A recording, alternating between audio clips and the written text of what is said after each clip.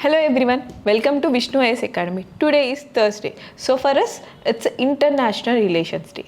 As a part of Lazy Prep, we'll be discussing all the current affairs related to international relations. So let's begin with. So you can see over here, these are the contents we are going to discuss today. And if you observe first current affair, it would be related to India-Myanmar relations. So as you know, since 3 years if you observe, Myanmar is under military. Because why? Because of the ongoing coup in the Myanmar, it is always in the military rule. So if you observe, Myanmar is our closest neighbor, right? That's why there is always debate saying that should India continue a pragmatic relation with the Myanmar, or it should be regarding the democracy or the human security. Here if you observe a term pragmatic, what it actually means is that pragmatic is if you have some problem, when we are giving the solution to the problem, that's what pragmatism means. So the question here is whether India should follow pragmatism or the democracy or the human security is the big question over here. So let's discuss deeply about this thing now. So if you observe some of the key highlights regarding it, so always values and interests are the two things which overlaps if you observe particularly in a diplomatic relations, and always India follows its own identity whenever these kind of question comes. And one more thing would be leveraging federal democracy. As we know, we are quasi-federal and federal democracy plays an important role in India. So while doing the diplomatic relations also, we always give importance to federal democracy. So India federal democracy model can inspire Myanmar's opposition. So in the future, there can be a better, stable democracy in the Myanmar. And if you observe, whenever some country is in problem, the one and only country which comes and they want to occupy is nothing but China. Now China is offering weapons, but India is offering ideas. Always giving ideas will be more effective than giving the weapons. That's what India following now.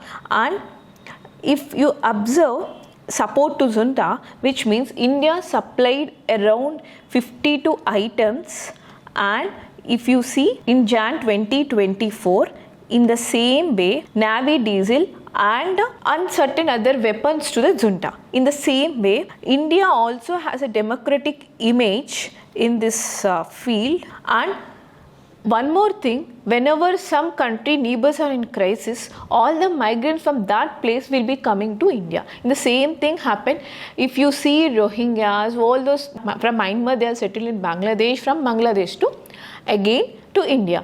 Because of the threat they faced in 2017 in Myanmar, they started migrating to Rohingyas, which it is a big big threat to India that time, but we dealt with a very interesting way. And some humanitarian corridors, if you observe in the Myanmar, this Rakhine and this Chin Segeng are the few important corridors in the Myanmar.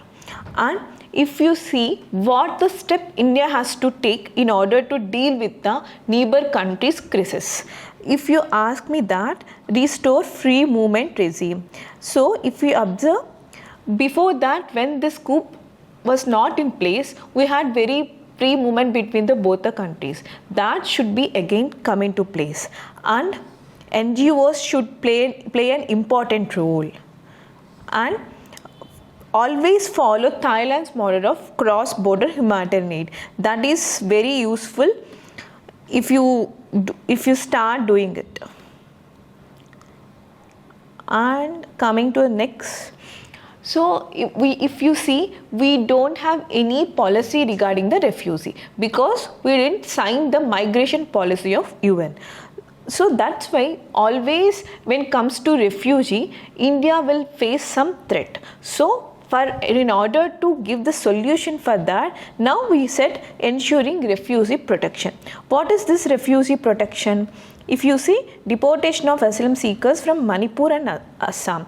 So whenever these border area states, Manipur, Assam, they are facing threat due to the migrants from the Myanmar and the Bangladesh, especially this Myanmar. So always give protection or give shelter to those and follow non-refoulement principle. What is this non-refoulement principle? If some country people or migrants from some country are coming to us, we should not forcefully again detain them to their own country. That's what non-refoulement principle says.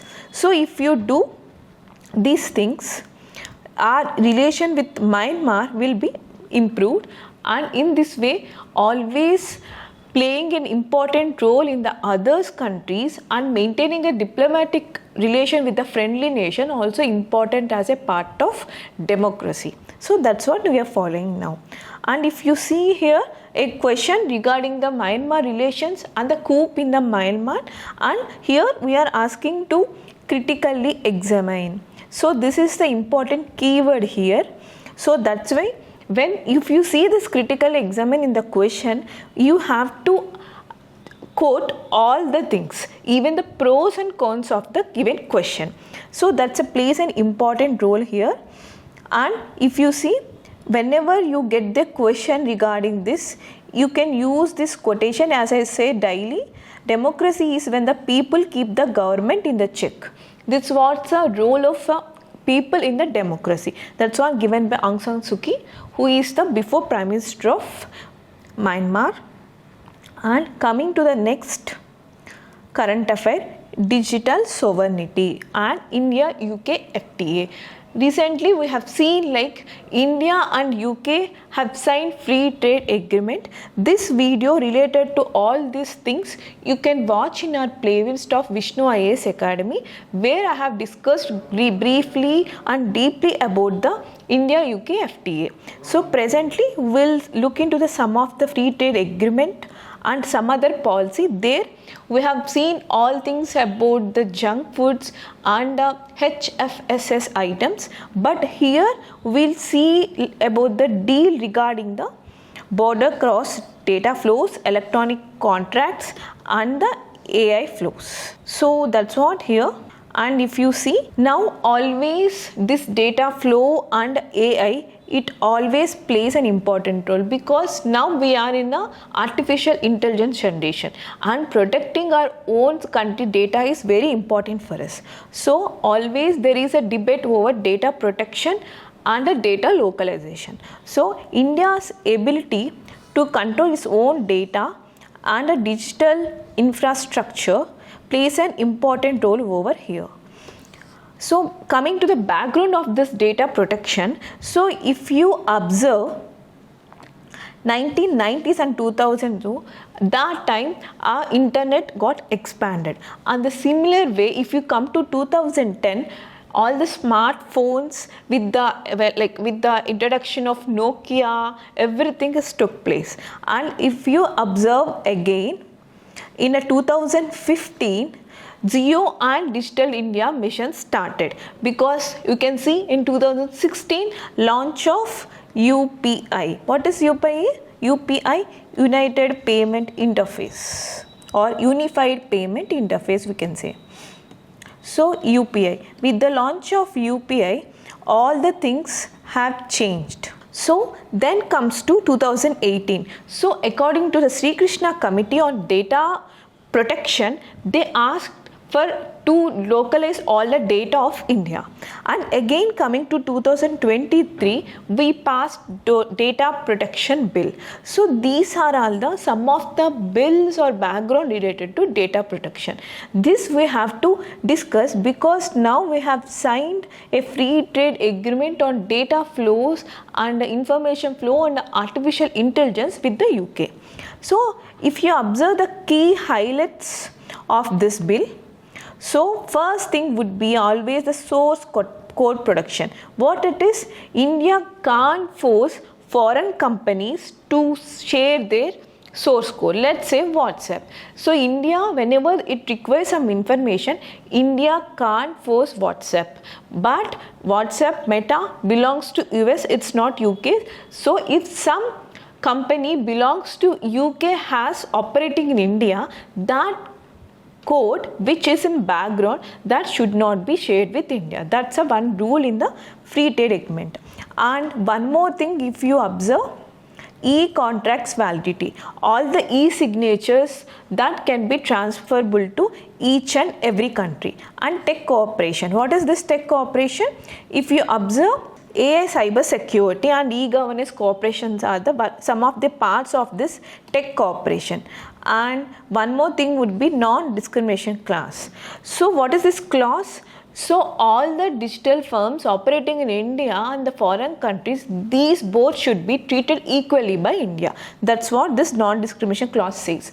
And final, but it's a most important one, consumer protection. So online fraud and misleading ads are important. Always, whether it's a foreign company or the Indian company, the protection should be given to consumers. These are all the certain important aspects of this free trade agreement signed between the UK and India. And if you see the aspects of other aspects, like there is, as I said, there is other mention of electronics as well as certain food items also. So that things we are not going to concentrate here, because that I told you, like already discussed in the other one more video. Now the whole thing is based on the data protection. That's why we asked like a question related to UK free trade agreement, especially regarding the digital sovereignty, because that's a very important thing. So digital sovereignty.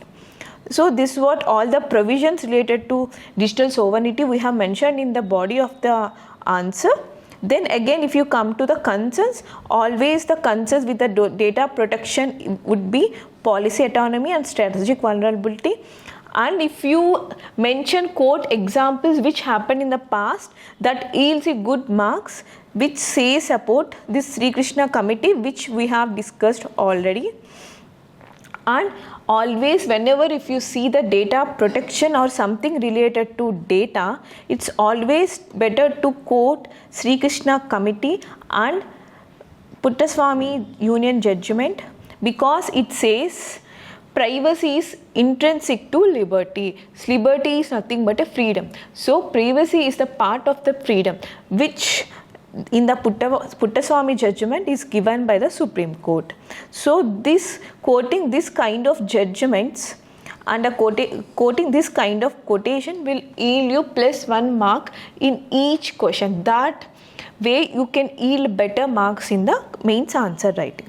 And coming to the next one, as we discussed about the Myanmar and the UK FTA, now we'll discuss about India-Philippines strategic partnership, because Philippines, it's in the South China Sea. So it always shares a border with the South China Sea. That's why it plays a very important role even for India also. So if you come, like if you observe, recently Philippines president, who is he? Ferdinand Marcos Jr. He recently visited our India. So because of this visit, the country's strategic relationship and the diplomatic relations are now bit friendly, are increased much, and now we have stronger ties with Philippines compared to previous ones. If you observe one more thing, the focus areas after this meeting would be defense, maritime security, trade and people-to-people ties. What are people-to-people ties?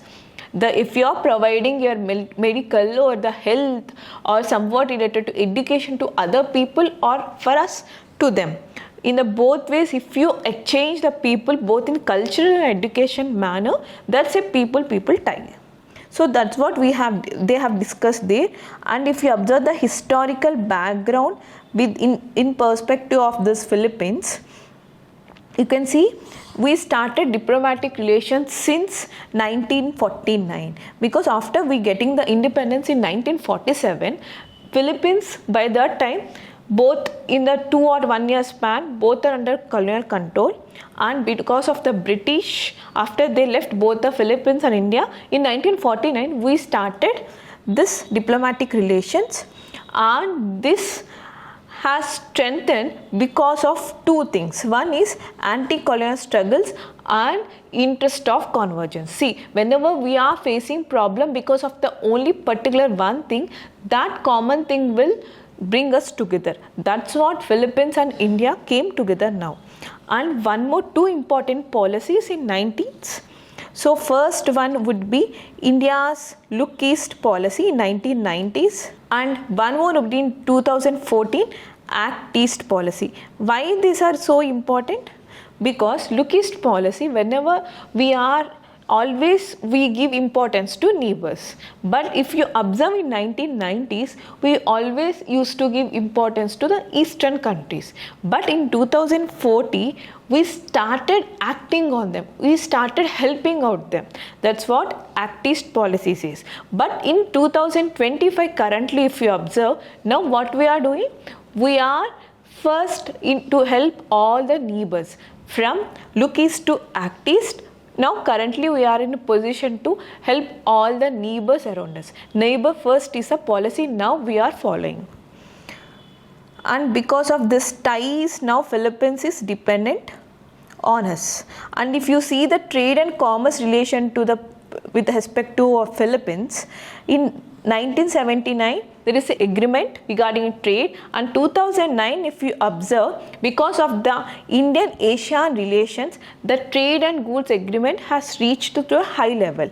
And the bilateral trade, if you observe, USD 3.53 billion into the 2023 and 24 financial year, and always India is surplus. This should be noted. So whenever we are exporting more and they are importing less from us, that time India is a surplus. So always with the regarding the Philippines, India is in surplus. And if you see, especially if you compare our exports, what are the goods which are going to export? Because India is a hub of pharma. That's why pharma 20%, and engineering goods also we are going to export to Philippines. And imports, semiconductors. See, whenever you observe semiconductors or electric machinery and the residues of food, those things we are much lagging compared to other things. That's why all those things we will be exporting.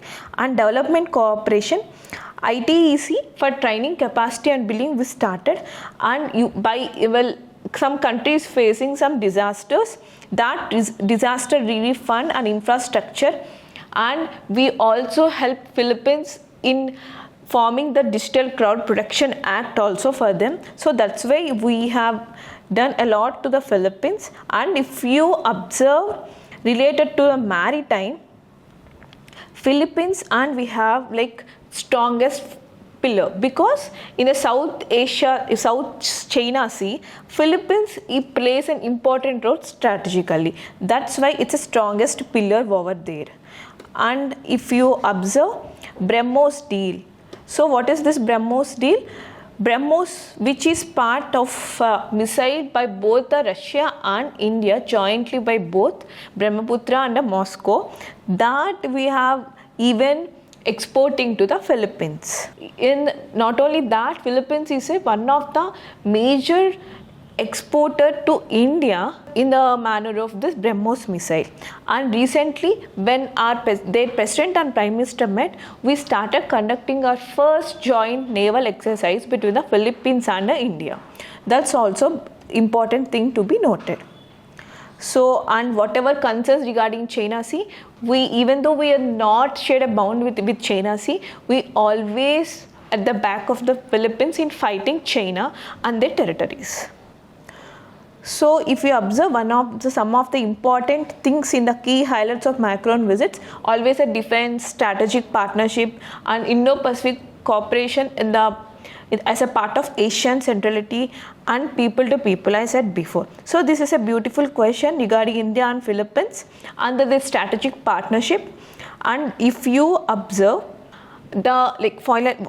all this, whatever we discussed here, I'll be mentioning this all over here. But if you observe this conclusion in particular, you can see this win to win in defense, all this plays, if you write something like this, it plays an important role. Win to win defense and Act East policy and things highlighted by the Modi, like whatever we are giving, because he says shaping a free, open and rules based Indo-Pacific is a highlighted term over here, and because of that we are now maintaining very good relation with the Philippines. That's what we can see in the conclusion. And now coming to the fourth current affair. So India presents amid broken geopolitics. As we see, we now presently, because of the tariffs imposed by the US, we are not that much friendly with the US. And a similar way, if you observe the relation with China, it's already broken. So whether if you take US or China, Pakistan, everywhere, our geopolitics is not strong. It's a broken one. So what is our opinion? This article is asking. Actually, it is article I had taken from the Hindu newspaper. So if you observe, goal is to protect its strategic autonomy. That's what article mentions here. And what are the key issues? Operation Sindoor. Why Operation Sindoor? Retaliation of Pakistan. And with the Operation Mahadev, you already know, like all the terrorists, 3 of the terrorists who are part of this Pahalgam attack, they have been killed by India. So this attack on Pahalgam by Lashkar-e-Taliban, so that's what it plays an important role. And US and UN, all the organization related to that United Nations recognized the resistant threat, but it's a strategic one. So that's it's an important role to get. And if you see, especially these are the threats or these are the things we are facing with Pakistan. And if you come to US relations, though we are not, because of the Trump, we are not friendly, but together we launched an NISAR satellite, which is till now it's a costliest satellite so far, NISAR. So it's a radar to observe Earth. So, and it stains, because always Trump says America's first. That's why, because of that economic push, this is what you are facing with regarding to US. And if you observe European Union, we are facing some problems with the European Union also. What are these? So if you observe this Vadinar refinery, where it is? Vadinar refinery is in Gujarat. So it is actually run by a Russian company. So what happened? Because of the Ukraine cases, and EU said like, we will be putting sanctions on your refinery because that is dealt by Russia. That's why, because of that sanctions. And if you observe carbon border tax, EU started imposing tax on the other countries while importing the products which are causing harm to the nature. That's why carbon border tax. And one more thing regarding this would be broad-based trade investment agreement, BTIA. What it is? All the sanctions on import of Russia oil to other countries, sanction on those countries. That is nothing but broad-based trade investment agreement. So that has to be negotiated between EU and India. That's why it's an important role to study EU and the relation. And if you come across China and India ties, you can say always this regional ties with Pakistan and Bangladesh, they are closely moving towards Bangladesh and then Pakistan, China, but they are excluding India. And if you see, recently on Brahmaputra, which in the Tibetan area, they call it as Anlang Sapo, and it is near to Arunachal Pradesh, because Brahmaputra takes a bend and enters into the Arunachal Pradesh. From there we call Brahmaputra. There China is constructing a dam. If you want the details about that dam and how it's going to happen, you can watch our playlist in Vishnu IAS Academy YouTube channel. Meanwhile, if you are liking our initiatives, please subscribe, like, share, comment Vishnu IAS Academy. So let's continue with this. So apart from this, you already know like Jammu and Kashmir northeastern part, where we can see the Galwan Valley. There also we have a border problem with the China. So that's why it's very important. So if it's Jammu Kashmir, here we have a problem with China. So this Galwan Valley region also China is trying to occupy, and we are now retaliating it. And the Myanmar global conflicts. What are the other global conflicts? Israel, Gaza Strip or Palestine or Iran conflicts, we are maintaining neutrality in all these issues. And if you someone if called ceasefire, it's nothing but a balanced act to maintain neutrality and the autonomy. This is an important thing over here. And always, though India is a friendly nation, it always try to balance between the friendly nation and the other enemy nations also. So that's why I have given a question, because if you combine whatever I discussed before, if you start writing answer for this, you will get the answer. So our question is based on the geopolitical global scenario, and I have given the introduction and the conclusion. And always better to quote whenever they are asking about diplomatic relations, always better to quote any beautiful quotation, as I said. So here India's policy is neither pro-West nor pro-East. So it is a pro-India. So how beautifully that time he has said. So always try to use these kind of quotations and try to answer this question fully. And after writing the answer, please send to our Vishnu IAS Academy Gmail account, and that Gmail account will be given in the description. Please write the answer and send to us. We'll be evaluating and giving you the feedback. And coming to the prelims fact, first Gaza War, IMEC challenges. What are this? IMEC, India, Middle East, Europe Economic Corridor, wherein with the help of this, all the Gulf countries, India, everything, now they are connected with regarding to the, so let's say this is Asia, and if you observe Asia, here you can see the Gulf countries, and you can see all the Europe countries over here. So this linking together is nothing but a India Middle East Europe corridor, and this happened as a part of G20 summit which happened in New Delhi. So this meeting has been taken place, and if you observe at the perspective of mains, you have to remember certain things. What are those things? So two parts of IMEC, one is India Gulf corridor and other one is Gulf Europe corridor. So if you observe what are the important ports or places, Jordan, and here Greece and Italy, these are the important places. Jordan, if you see the Jordan is the country which you have to praise, because till now, because of its culture, Jordan has never occupied by any other countries. This is very important regarding the Jordan.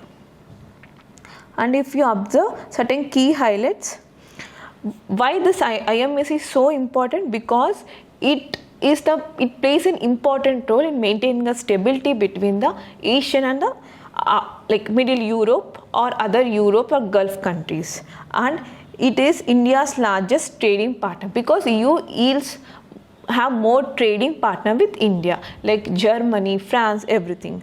Also, insurance, port capacity and infrastructure challenges also we have, but still we are going to develop this IMEC. And that too because of the post-Gaza war, now we can see a lot of things happening with like Lebanon and Yemen and Saudi and UAE compilation. All these things challenges the IMEC and post-Gaza war. These are the few challenges you can see. And now coming to the second current affair, China-Russia naval drills. See, now China, Russia, though our friend, it is also a friendly with China. So recently, it has started naval drills where in Vladivostok, where it is, Vladivostok is a region where it, suppose if you observe, this is Japan, and if you observe here it is China and Russia. There you can see, here you can see the Japan over here. That's fine. Okay.